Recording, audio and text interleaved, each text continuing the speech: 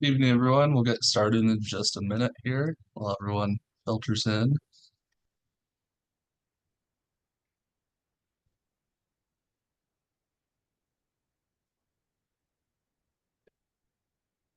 Good evening and welcome to our In the Adirondack Library series for April. I'm Joe from the Adirondack Experience here in Blue Mountain Lake. We're excited to welcome you into the library, at least virtually, throughout this series.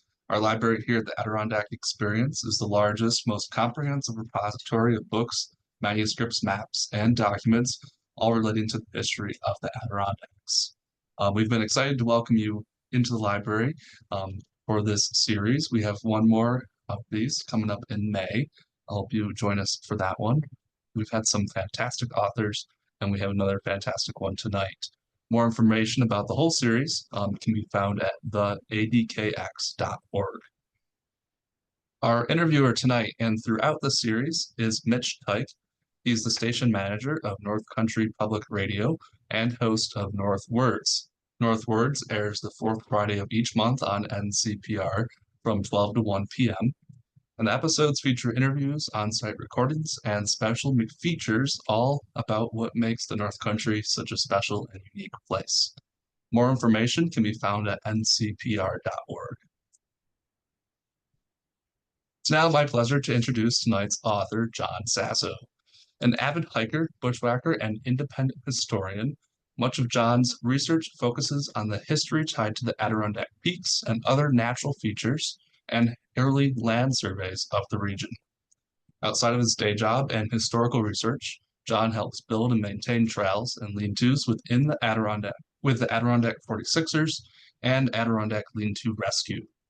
He also helps maintain fire towers with the New York State chapter of the Forest Fire Lookout Association and is a caretaker for Mount Adams Fire Tower. His work has appeared in the Adirondack Almanac, Adirondack Peaks Magazine, and the Adirondack Journal for Environmental Studies. His renowned Facebook group, History and Legends of the Adirondacks, was created in 2015 to raise awareness of Adirondack history through social media. So in a moment, I'll turn it over to John. He'll give an overview of his new book, History and Legends of the Northern Adirondacks, Volume 1. And then Mitch will join with some questions and wrap up with some questions from you, the audience. So on that note, we welcome your participation. Please submit your questions at any time throughout the presentation with the Q&A feature at the bottom of your screen. Simply click that button and type your question in. Also, be sure to check the chat for important links. With that, I'll give it over to Stephen, or John, I'm sorry. Okay. Hi, folks. Yes, thank you very much, Joe. Appreciate it. So let's hear. Joe, slide, Joe.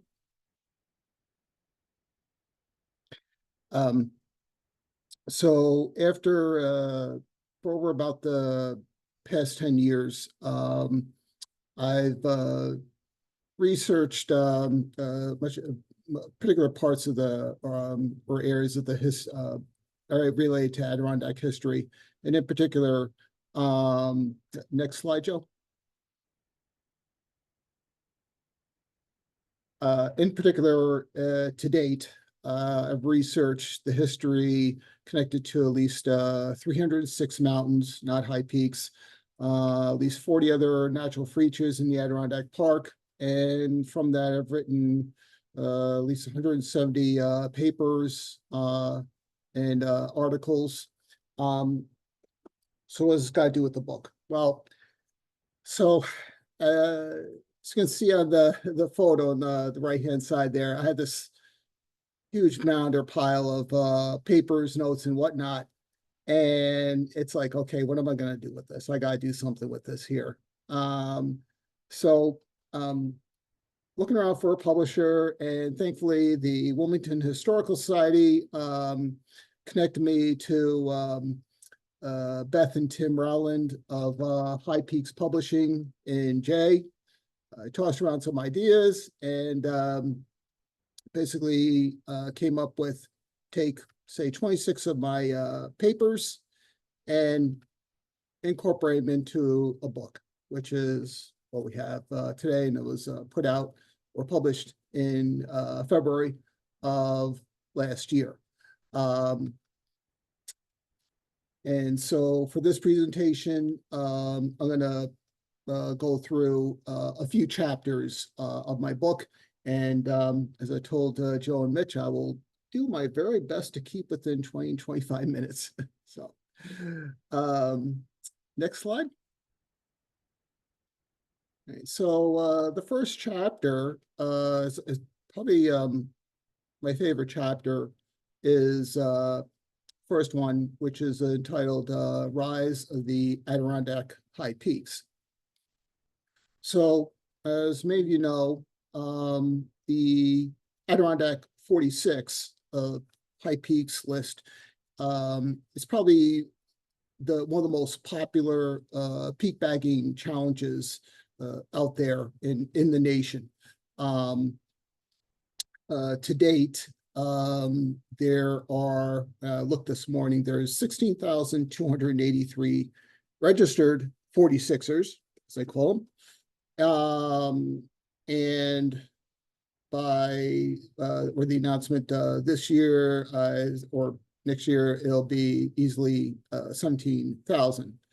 Now, this challenge was originally devised by the gentleman that you photograph, the gentleman that you see in front of you. On the left and the right are the brothers George and Bob, respectively. And in the middle is the family guide and who grew up to be their friend, Herbert Clark of Saranac Lake. So so initially the brothers themselves, in coming up with this list, they originally came up with 42 peaks to climb. And after their correspondence with independent historian by the name of Russell Carson, who is the author of the 1927 book, Peaks and People of the Adirondacks, that list grew from 42 to 46, okay? And so in researching this, much has been written about, much has been published about either the Adirondack 46ers club itself, as well as the brothers and their experience. But what I found that was not well published, at least to my satisfaction, is how did they actually come up with this list of 46 peaks? Okay.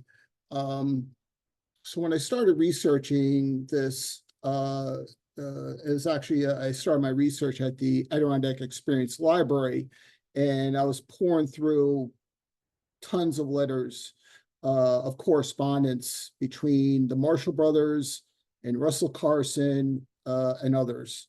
And it was not just the Adirondack Experience Library that I examined this material, but I also spent a little bit of money grabbing scans of letters from the what's called the Bancroft Library at UC Berkeley, and also visits to the Saranac Lake Free Public Library.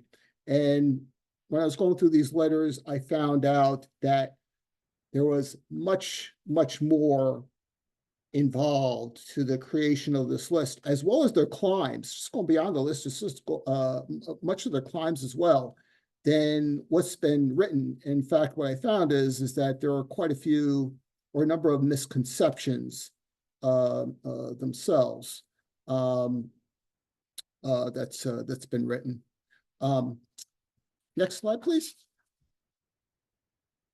So the first thing I mentioned in the chapter is, well, what influenced the brothers? What influenced Bob and George to go and climb these peaks? Well, there wasn't one particular reason. What I can surmises that there's at least three. The first and foremost is their father, Louis Marshall, shown in the photo on the right-hand side. So Louis was a constitutional and civil rights attorney, and he was one of the principal crafters of what we know as the Forever Wild Clause to the state constitution, which is done in 1894. And forever, it's this protection that applied to the land and water in a land that's brought into the state forest preserve for all to enjoy.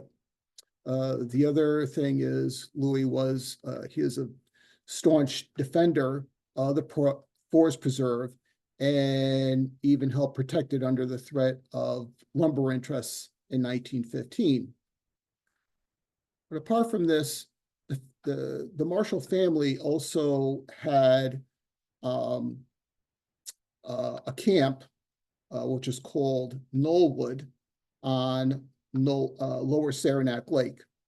So Louis Marshall would bring the family up there and spend their summers at Knollwood, where the brothers got to know the family guide, Herbert Clark. Next slide, please.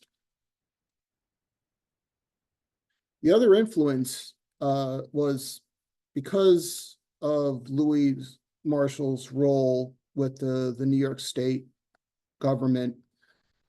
Louis had all of the survey reports from this gentleman here, Verplanck Colvin.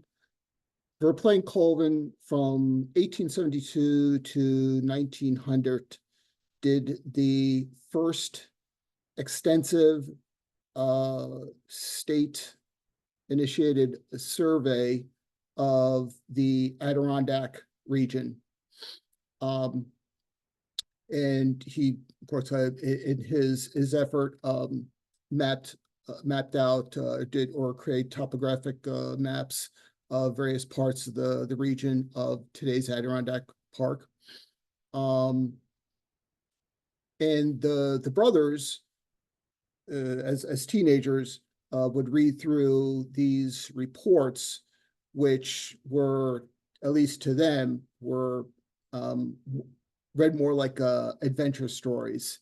And some of these stories being rather harrowing in nature.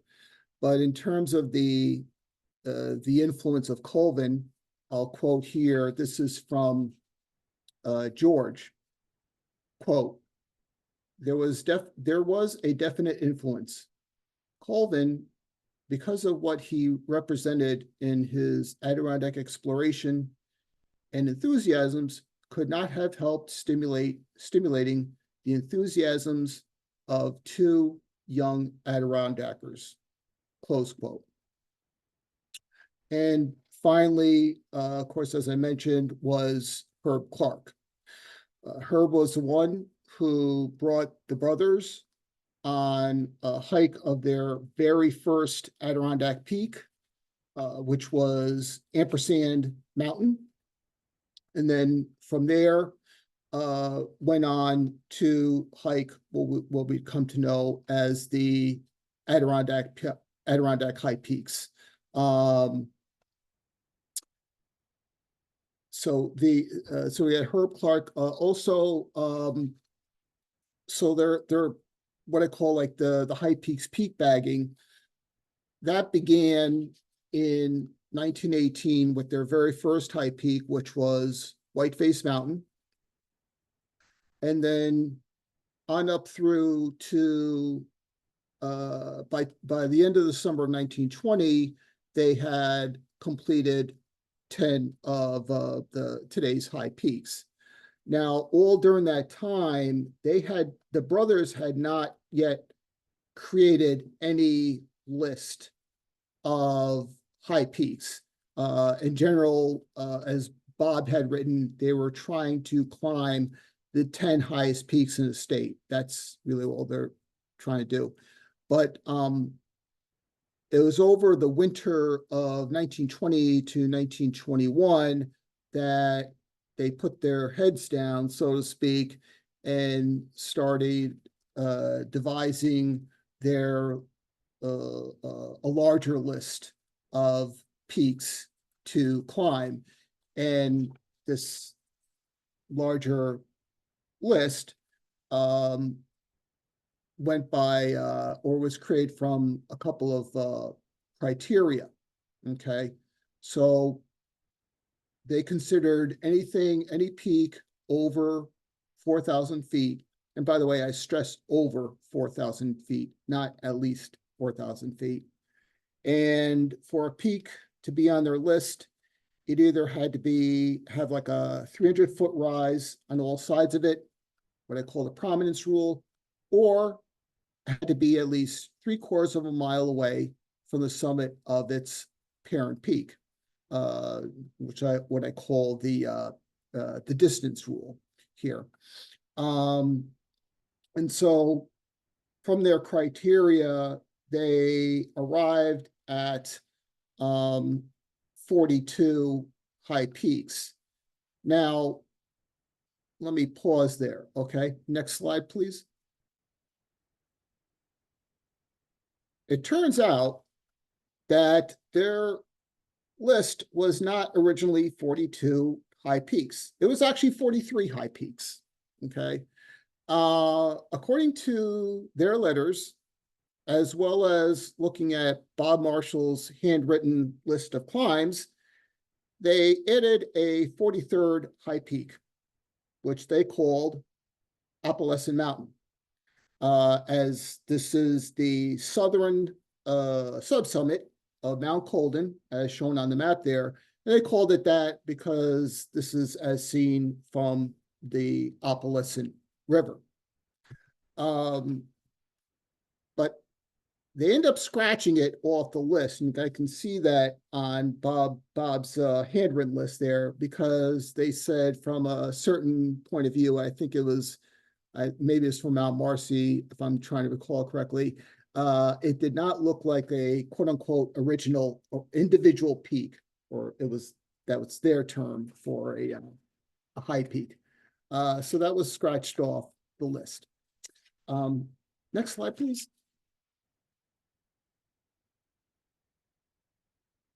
So a little side note here. So a few years ago, my friend Jimbo and we actually did a bushwhack up to this Appalachian Mountain. On the left is me on the summit boulder, and on the right is a view of Mount Colden from an open ledge off of Appalachian Mountain. And I can tell you that was, out of all the bushwhacks I've done, is probably like the #1 whack. Is very, very memorable, and the views of even the McIntyre Range are just stunning. Next slide. So as I said, what I found is that there were a number of misconceptions about not just the creational lists, but also how the Marshalls and Clark went about climbing all these high peaks. The first or common misconception is that the three of them did all of the peaks together. And someone, you may forgive me for the little sloppy quasi photoshopping I did here from Wizard of Oz. That was the closest notion I could come or have of this here. But no, the three of them were not always all together on the climbs of these peaks. And this is according to the climbing records kept by Bob and George individually. And one thing I noted is that over the summer 1922, George himself climbed 5 peaks, which he could not join Bob and Herb on in 1920. And what I suspect is George being the younger, that he was probably still attending a private school in New York City called the Ethical Culture Fieldston School in New York City, while Bob was in Knollwood in June at the time. That's my suspicion. Next slide, please. So another misconception is that the way the story goes, or what's been written, is that, as I said, the brothers originally came up with a list of 42 peaks. Then they start up this correspondence with Russell Carson after Bob published his pamphlet in 1922 for the Adirondack Mountain Club called The High Peaks of the Adirondacks. So they started up this correspondence. And so the story goes that Carson goes to him and says, hey, you actually forgot 4 peaks, which you should add to your list. They are Blake, Cliff, Cooksacraga, and Gray. So the brothers and go and say, oh, okay, thank you very much. We'll add them to the list. They go, they climb them. They finish up on Emmons, which they found they had missed. So on in June of was it 1918? Or I'm sorry, 1925. They complete the 46, and the rest is history, as I say. That is not the case. Okay. Again, so from the letters of correspondence, what I found is that Russell Carson says, hey, you got these 3 peaks here, Blake, Cliff, and Cooch, and a few other peaks, such as one he called East Rocky Peak Ridge. These peaks on the topo maps are at 4,000 feet, and I can, as shown right there with Blake Peak. He says, I'd hate for anyone to come along, do those peaks, and basically claim that they climbed everything at least 4,000 feet out in elevation and essentially steal your thunder. And the brothers told him that, well, we were aware of these peaks, but we didn't have time to climb them. And of course, they weren't part of their criteria. And Russell says, look, you can put these peaks on a separate list. You know, I consider your list sacred. So, but the brother said, there's nothing sacred about our list. We'll go mad into we'll go mad them. And so we went from 42 to 45. Now, what about Gray Peak? Well, Gray Peak, Gray Peak itself, though indeed being over 4,000 feet, it did not really meet the again the distance criteria. It was much less than 3/4 distant from, in this case, Marcy. And the brothers told Carson that, and I think that deep down Carson realized it did not meet their criteria. In fact, at one point, Russell contended that the USGS maps, they got to be wrong. But what appears is Russell's push to kind of like try to get Gray added is for more historical reasons. In particular, Gray is named for a very famous 19th century American botanist by the name of Asa Gray. After a bit of back and forth, George told Russ that, look, if Gray has a special interest, then it can be added to our list. There's nothing sacred. So that got popped onto the list, making the Adirondack 46, and the Herb George and Bob climbed that peak on June 26th of 1924. So I mentioned in this chapter, I do mention a few other misconceptions and so forth, but I'll let you read that. Next slide, please. So the next is regarding ampersand of Saranac Lake. And there you can see Ampersand Lake. Next slide, please. And here we have on the left is an old photo of where the old fire tower used to be. And on the right is what hikers, the bare area that hikers see today. That fire tower was taken down in 1977. Next slide. So this is a sketch from by Verplaine Colvin in his 1874 report. It shows the top of Ampersand with a lot of stumpage there, which was cut.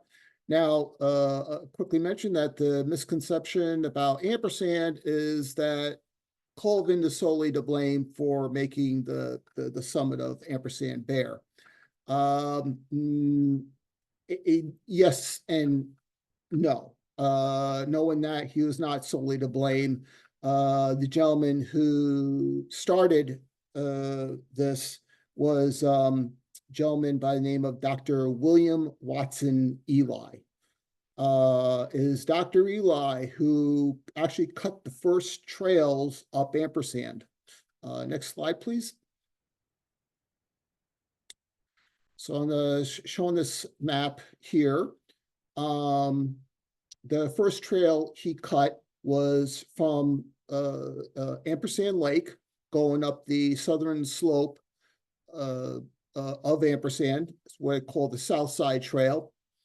And that was done in 1872. And then the following year, he cut the North Side Trail. So some portion of today's trail covers the or is aligned with the North Side Trail. But anyways, when Ely first cut the trail, what he did in August of 1873, he cut down a number of trees and he made a little shanty up there, or a lean-to, called the Tip Top House. And the reason he cut off the trees is so people would get a view of the Seward and Santanoni ranges. So kind of the damage was done, and of course, Colvin accelerated. Next slide, please. So, and then also here is a view from the summit of Ampersand, looking towards Stony Creek Mountain, and I point to a unnamed peak which Colvin named Mount Ely in honor of Dr. Ely. Unfortunately, the name never took. Next slide. So one question is, or it's been bandied about, is, okay, how did the name Ampersand for the mountain lake, how that all come about? What's the origin of that? And there's been three theories proffered. One is that it comes from Ampersand Lake. It's a corruption of the term amber sand in reference to the, as Colvin said, quote, to the bright yellow sandy shores and islands which make it truly Ampersand Lake. This is from his 1872 report. The next theory is that it's the crooked nature of Ampersand Brook. And what we see is that Verplaine Colvin changes his mind, and he proffers this in his 1894 survey report. And then the third reason, or the third conjecture, is that it is due to the shape of Ampersand Lake, resembling the ampersand character for the second time. Verplaine Colvin changes his mind in his 1897 report. He claims that, yeah, this is named such by the quote unquote the philosophers of the philosophers camp fame here. So when I was doing the research on ampersand, I examined a letter, a scannable letter, which was from William James Stillman. He was one of the members of the philosophers camp or group. There's a letter written to James Russell Lowell, and it was dated December 1st of 1858. And this is regards to reporting his efforts to search for a site for the club's new camp. This letter, a portion of which you see in front of you right here, this is held by the Schaefer Library of Union College. And I simply got a scan of it to see what he actually had to say. And well, when I received the scan of the letter and I transcribed it, what I found really surprised me. Okay. Next slide, please. So here's a portion of the transcription, which I include in the book. I'm going to read the third paragraph. It says, I was unable to go into the woods at all, even if the weather had permitted it. I fulfilled my functions as commissioner, however, by collecting testimonies of guides and trappers as to the, quote, Ampe Asanat pond, and I think that I shall be able to satisfy the club as well as if I had seen it myself. Now, Stillman himself footnotes that term Ampayasanat, as you can see here, and he says, commonly called ampersand, all right? Okay, Native American terms, if one were to examine like the 19th century and early 20th century literature, sometimes the Native American terms were broken up into syllables, okay? Kind of like what you can see here. The other thing is the Abenaki were known to exist in the Saranac Lake region, okay? So this told me that based upon what Stillman wrote, this term was more of like a English corruption of a Native American term. But now what this term meant was a whole different thing. And fortunately, it was only after giving a presentation last year before the Wilmington Historical Society that two scholars of the linguistics of the Western Abenaki language, they contacted me. One gentleman, Kieran Bell, and the other was Jesse Bruchek. Kieran's an independent scholar, and Jesse is very well known in the Western Abenaki circles. He's a fluent speaker of the language.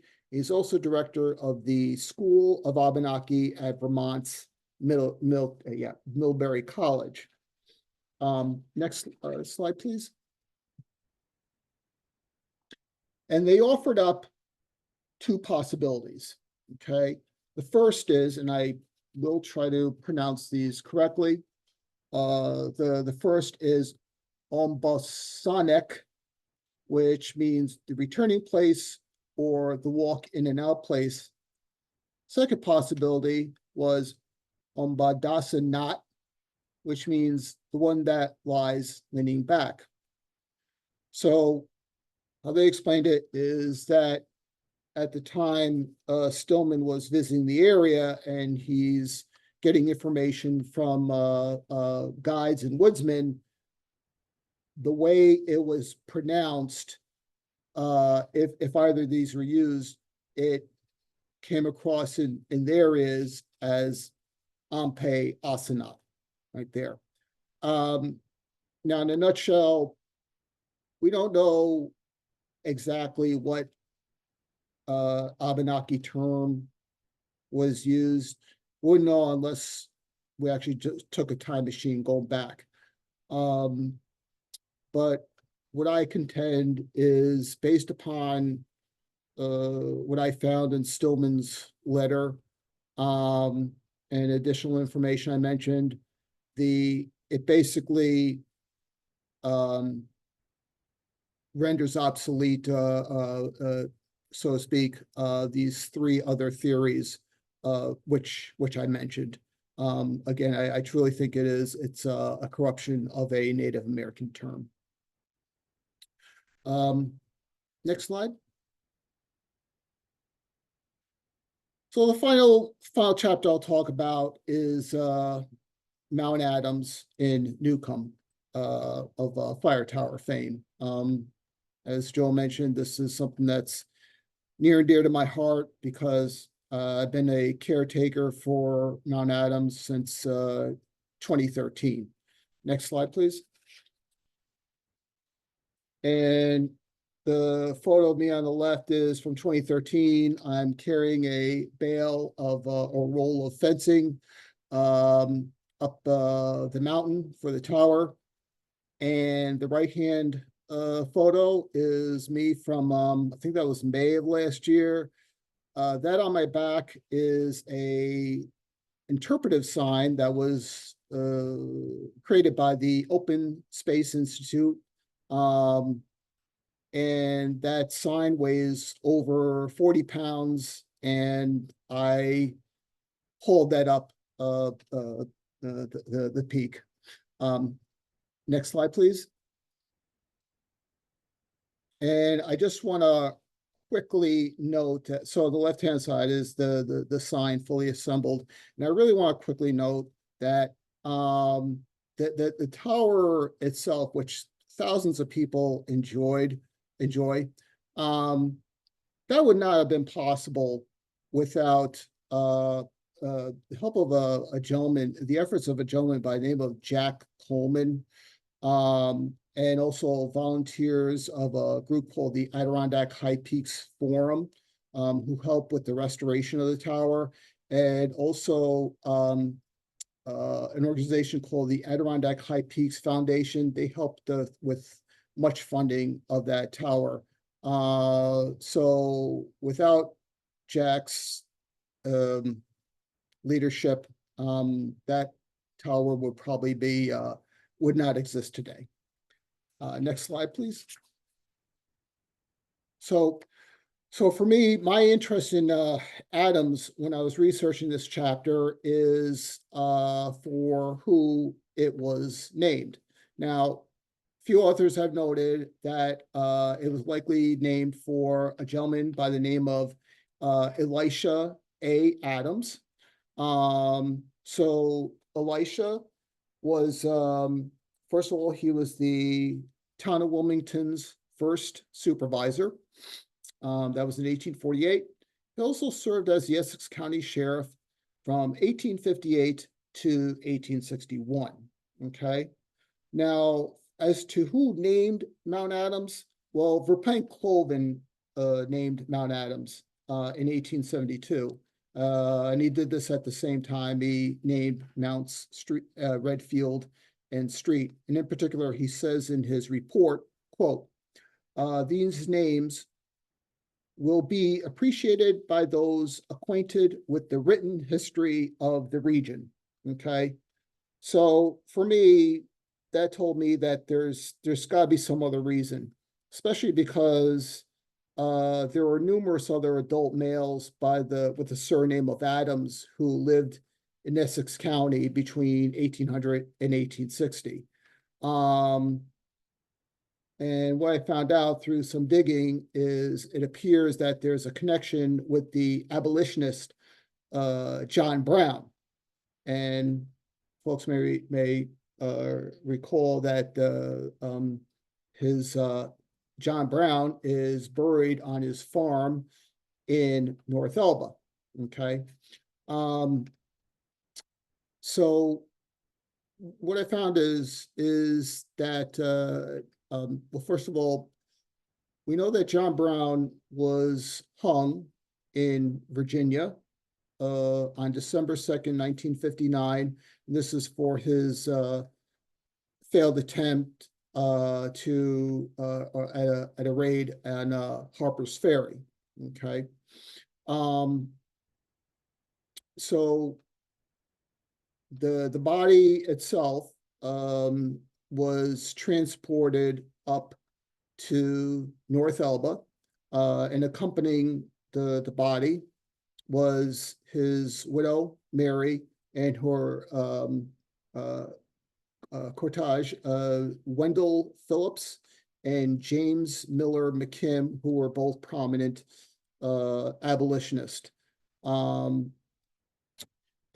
at the time the body was being brought up, Elisha Adams, he was not only Essex County Sheriff, but he was also the proprietor of what was called the Mansion House in the village of Elizabethtown. Okay. Today, the Mansion House is, I believe that's the Deer's Head Inn. All right. So when the group, Mary and others, arrived in the village of Elizabethtown, it was a cold and rainy night, and they were exhausted, and they stopped by the Mansion House, and Elisha greeted them and said, "Look, you're exhausted, tired. Why don't you stay here for the night, and we'll leave the body in the courthouse across the street. It'll be guarded, okay? And we'll have someone head out to North Elba to notify the folks there to prepare for his burial, okay?" And on that, I want to just read a section of my book here. The weary travelers were warmly welcomed at the Mansion House, where Adams invited them to stay the night. Adams suggested to Mary that her husband's body be kept at the Essex County Courthouse across the street while he rested. The body of John Brown was taken to the courthouse and placed in the courtroom, where 4 men selected by Adams stood guard over the body. They were Richard L. Hand, A.C.H. Livingston, Orlando Kellogg, and Henry J. Adams, which was Elisha's son. At 4 a.m. the next morning, Elisha's son, Henry, started for North Elba on horseback to apprise family and friends there of the approach of John Brown's body, and that the funeral would take place on Thursday. Henry's passage to North Elba was, by all accounts, a perilous one, as the storm the night before had swept away several bridges, and the rough dirt roads were in terrible condition. Next slide, please. And here is I think it's a sketch of Elisha's son, Henry. And afterwards, Elisha's son would enlist in Company F of the 118th New York Volunteer Infantry Regiment. And he fought a good number of battles in the Civil War, some of them with gallantry right here. So it's my feeling that Mount Adams was not simply named for Elisha simply because he was Essex County Sheriff or Wilmington Town Supervisor. Based upon what Colvin said or alluded to, I think the connection more was the connection with John Brown. And remember that by even 1872, that the memories of John Brown as an abolitionist was still very fresh in everyone's mind. Okay. One final thing before I conclude this is that it also turns out that Verplaine Colvin had a older half brother by the name of James Alling Colvin. And James Alling Colvin fought in the Civil War. And when I dug into the battles that he fought in, it turns out that he fought in essentially the same battles that Henry Adams was in as well. And just want to quickly read this passage from my book. According to Nina H. Webb in her book, Footsteps Through the Adirondacks, James served in the Union Army. Quote, Brother James was an excellent correspondent, and his letters were eagerly awaited in the Colvin household. Young Verplanck was quite fascinated by his brother's letters, which detailed troop movements and battles. James enlisted in Company A of the 169th New York Infantry Regiment on August 21st, 1862, serving up into 1865, and he rose to the rank of colonel. So, yes, Adams and Colvin, they did serve in different regiments, but my theory is that in these letters, James Allen Colvin may have mentioned the gallantry exhibited by Henry Adams. So there may also be a connection there as well. And in general, that the mountain may not be named for just one person, but for two, Elisha and his son Henry. And I know I went over time. I apologize to my host, but I will close. Well, and John Sasso, thank you so much. It was long, but well worth it. I do want to make sure that we have time for questions from the many people who have joined us this evening. So I'll ask a couple of questions to get us going. But if you have questions about anything you just heard, or other questions about various peaks or your own interests in various peaks in the Adirondacks, just drop them in the Q&A and we'll get to as many as we can. We might go a little bit after past 8 o'clock.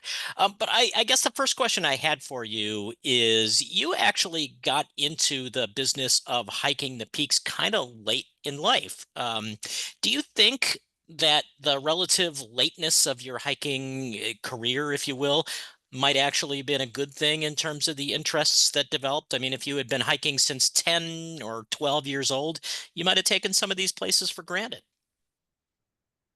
I'm not, and you're referring to with respect to the history, right? Yeah, like, I mean, Yeah, you like, maybe I guess I wondered if your interest in the nature around you and the history of that place yeah. kind of started at the same time. Um, I'm not so sure if the age at which I start hiking, which is 40, um, made a difference. I think who really influenced me in terms of my interest in history, in general, not just Adirondack history, is my mother. My mother was very interested in history. In fact, I remember at the house she'd have books around. They were called Old Albany, I believe, and but the history of the city of Albany. And of course, my mother and my father, when he was alive, they would recount how life was when they were living in the city back in the 1940s and 50s.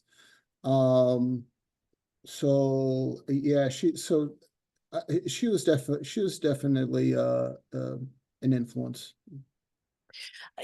Is there one aspect to doing this research that is especially energizing for you, like within the context of historical research in this area? What gets you revved up the most? I like revealing first I like revealing to others, to the public and all.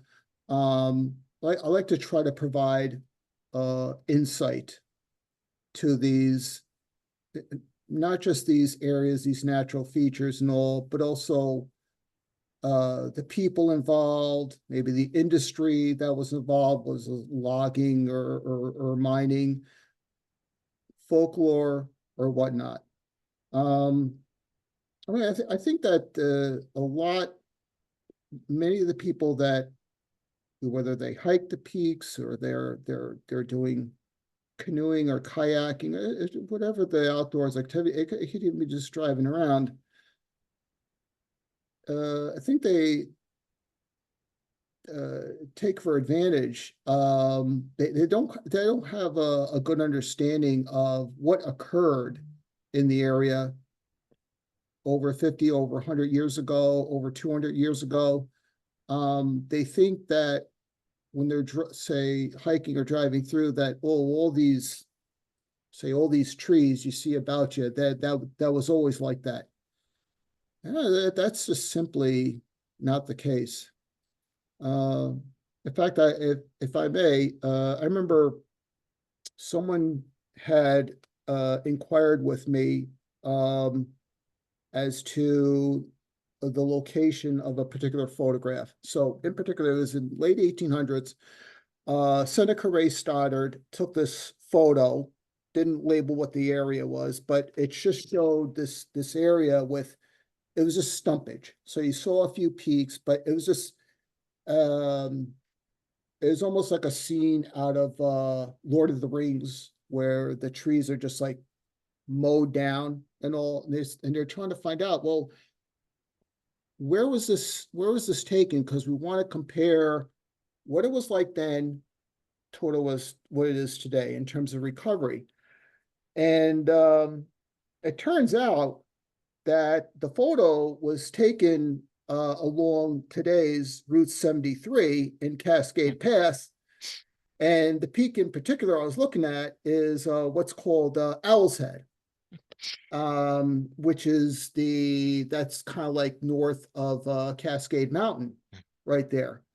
And so you could see how things were back then, because all that stumpage was due to the trees cut for the charcoal kilns, and just how things recovered. But in general, I want history in general means a lot to me. It really does, and I'm just trying to engage in this research. I'm trying to get things as correct as I can and be as thorough as I can and pass that knowledge along to others. We have an anonymous attendee who asked this question, and I'm glad this person did, because I had the same question as I watched your presentation. This person writes, I know this sounds like an odd question, but because most of the photos of the original 346ers are in suits on these peaks, do we know if they hiked in suits? That is, yeah. So I got to tell you that I've seen, it's not just that photo. I've seen photos taken in the early 1900s where, yeah, I've seen men in, I guess one would call, what we call suits, ties, okay, with women in dresses. It is absolutely amazing what they wore. In fact, now the marshals they would hike in it's kind of like regular like work boots. However, although Bob, there were times in which Bob um would hike in those I think those Converse sneakers right Mhm. there. And by the way, I gotta really admire I incredibly admire the Marshalls, okay, and of course Herb Clark as well. I'm gonna say this, so you know that like one of the big things for over a decade or so was is this thing of people trying to complete, say, the Adirondack 46 in shortest or fastest known time, right there. And so, you know, they're in this all this lightweight gear, ultra lightweight gear, clothing, you know, nutrition and so forth. I mean, just like getting very technical into it.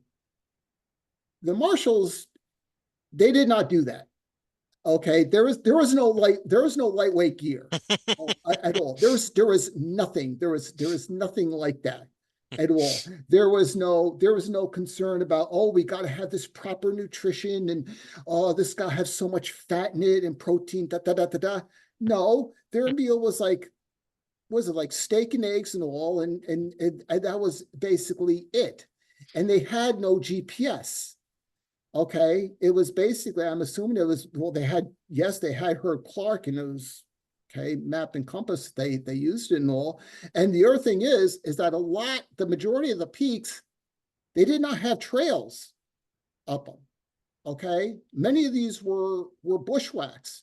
And I know people will say that, well, yeah, but some of these peaks had lumber roads cut up them, so it must have been easy.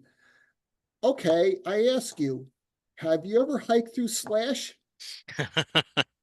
I've hiked through Slash. It is nasty. No, it is not easygoing. Okay, so in general, that is a reason I have a great admiration for the brothers, and of course Clark as well, for their endeavor.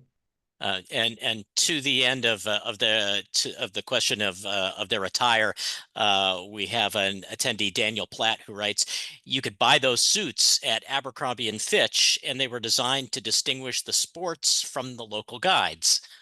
Huh. Um, Let me go through some of these other questions. Daniel also wrote to say that this was a beautiful presentation. We have a question from Anthony Antonucci, who wants to know, did anyone ever climb all of the peaks in one continuous effort? And if so, how long did it take to complete? I will tell you yes. Um,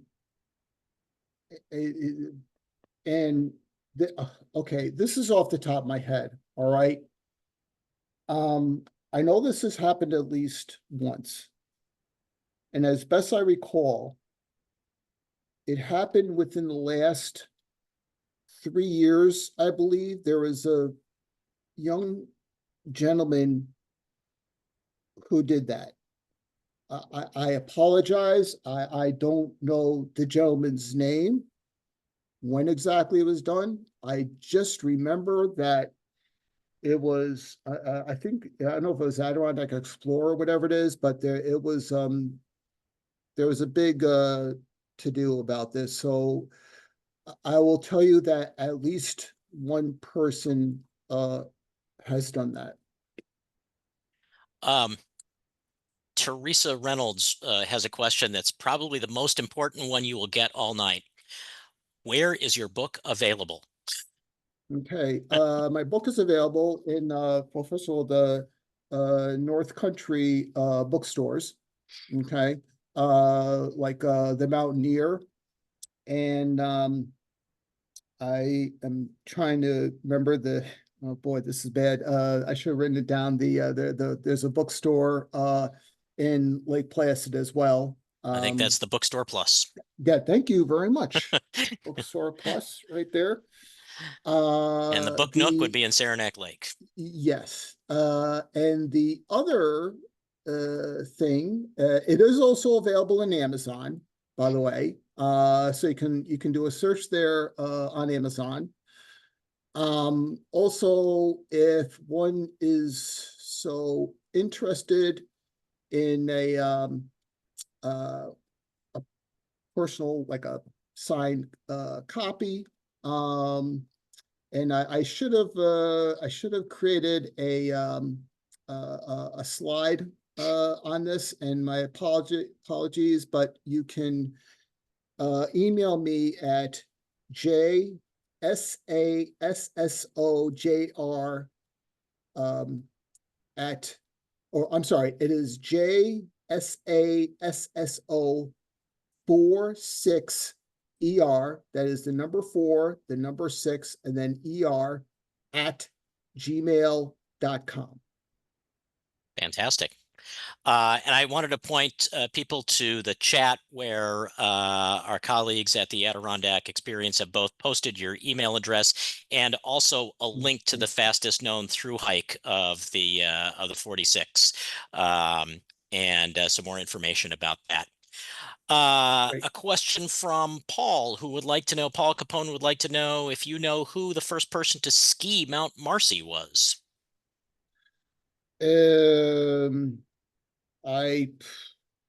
Okay, I don't, I read of this, and I think,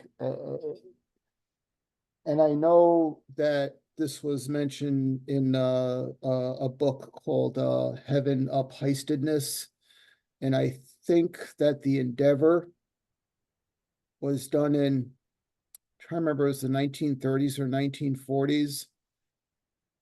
And I'm not sure if it was just one gentleman. I thought that maybe there was two.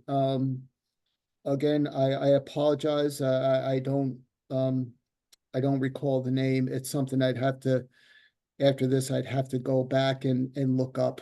So that's okay. We don't have to play Stump the Author tonight. Yeah, thanks. Yeah, it's easy to stump me. Don't worry about that. I will note. And an anonymous attendee writes John Apperson. I believe in response to that. Okay. And we've had David Gomlak writes with the names of several people who have done through hikes unsupported: Katie Holmes, Bethany Garrettson, Jan Welford, and Corey DeLaval, or DeLaval. Let's see. Let's get to another few questions here. Worth Gretter would like to know, your map of Ampersand Pond shows the Philosopher's Camp on the shore of the pond. I thought it was Follinsby Pond, about 20 miles west. Was there more than one Philosopher's Camp? Okay, so yeah, and I apologize. I did not get into the Philosopher's Camp further again because of time right there. So indeed, the first camp, okay, was at Follinsby Pond. All right. And so this group of Bostonians, of which Stillman was one of them right there. So after that excursion at Follinsby Pond, the group decided, well, we gotta establish kind of like a more permanent camp for the club, which is they were actually called the Adirondack Club at the time. And so they sent Stillman out to Saranac Lake to hunt around for land for a camp. And Stillman was actually pretty familiar with the area. He can manage to make himself make his way around the woods and whatnot. And he Stillman actually served as their guide too. And so they end up he ended up finding out, he didn't actually visit the land initially, but he found out through the woodsmen and guides in that the letter I alluded to, or I mentioned right there, that yeah, there's some land here around this Amphiasanat or Ampersand pond. So maybe I should have termed it differently, but I probably should have termed that the second Philosopher's Camp. And but I just will let you know that in that chapter in my book, I do go a bit in depth into that camp, how it got established, when, and how it just died out. Great. We have time for a couple more questions here, and I apologize if we don't get to everyone's question. I want to pass along a couple of compliments. Both Mark Lynch and Donna Williams wrote to say, Mark wrote, interesting and detailed presentation, and Donna wrote, great presentation. Thanks so much. Craig McGowan asks a really interesting question. Which Adirondack historian do you feel you have the most in common with?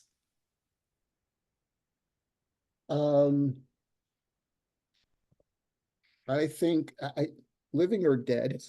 Okay. Well, I would Okay. imagine you So, have the most in common with a living yeah, historian. yeah. Well, I'll say that I guess in general,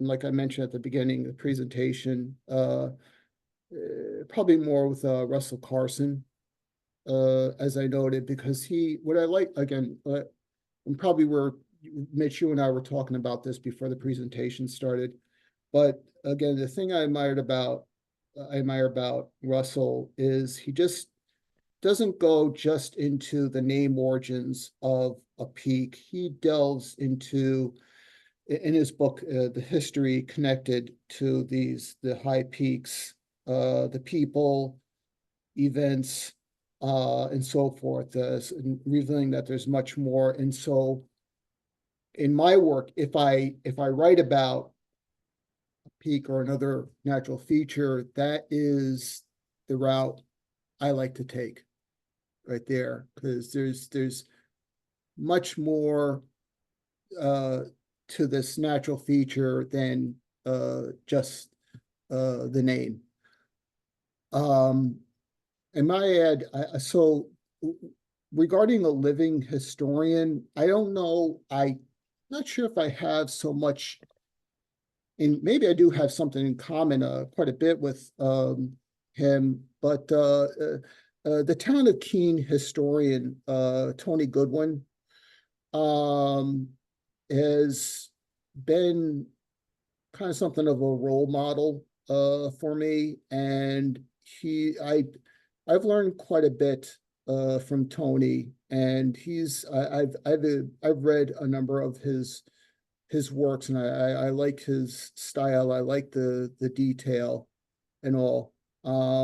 So Mr. Goodwin he's definitely been a bit of an influence in regards to my work.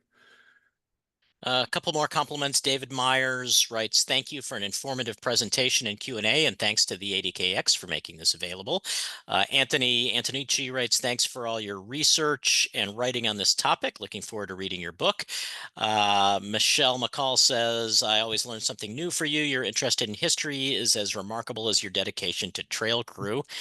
And Deb Evans writes, appreciate the talk and thank you for the Facebook Legends group. And I wanted to use that comment to ask you briefly, and maybe our colleagues at the ADKX could put a link to that group in the chat as well, because there are something like 36,000 members of this group. Yeah. And I guess the last question I have for you is, how does the conversation that takes place in that group inform your work?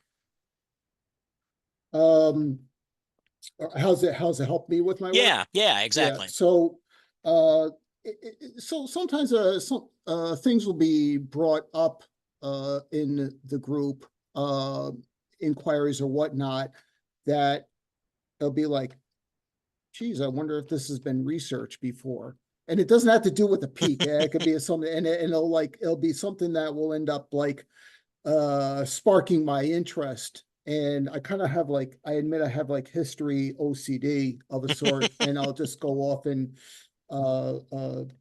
dig into it. So I think that's kind of like a part of it right there. But I just want to say that, I mean, since you mentioned the group, as I was mentioning to you off air, so to speak, is the primary intention of the group is to try and provide greater insight into the history of the Adirondacks, whether it be local history or park-wide. And again, you mentioned a link with the Adirondack experience. And the other, again, the other intention of the group was to try my best to expose the public to other sources or what have you for Adirondack history. This is in regards to museums like the Adirondack Experience, archives, again, talks and other events and what have you right there. So I'm also trying to perform that service as well to museums, historical associations and societies, and so on and so forth. Well, and I was just thinking there are a handful of questions that we weren't able to get to, but I would be willing to bet that if those folks take those questions over to that that Facebook group, you or others will be able to add some perspective and maybe be able to answer those questions. But we're running low on time, so let me just say, John, thank you so much for a really illuminating and inspiring talk, and best of luck with your work.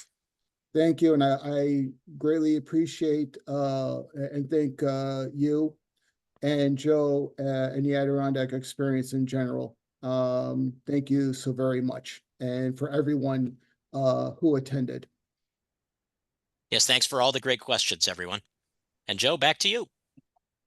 Yes, well, thank you everyone for attending tonight. It's great to see so many people out there. And thank you to John. Great presentation. It's been a pleasure throughout this whole series to have so many great historians and authors all passionate about our Adirondack Park, whatever it may be. So thanks for joining us. We'll catch you next month. We have one more in this series. We'll be featuring Sophie Morelli and her book Fathom, about a ghost story in Lake Placid. So you can learn more about that book and register for it at the adkx.org/events. So at this point, we're gearing up for an exciting season. We open our doors to the public on May 23rd. Our research library is open year-round, though, so go to our website to learn more about checking that out. If you'd like to watch this program again or share with a friend, it will be available tomorrow on our YouTube channel.